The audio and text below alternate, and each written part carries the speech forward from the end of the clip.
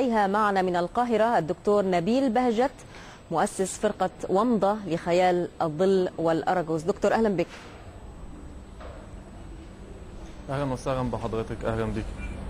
نعم دكتور، يعني الأراجوز هو أبو المسرح الحالي، يعني كان الناس في الماضي يجدون فيه متنفسا لهم على ألسنة شخصياته التي كانت يعني بشيء من الرمزية توجه انتقاداتها للتقاليد البالية والفساد الاجتماعي عن طريق عرائسها. يعني هذه العرائس التي تعتبر عاملا مشتركا بين الأراجوز وخيال الظل وعرائس الماريونيت، يعني ما الفرق بين الثلاثة؟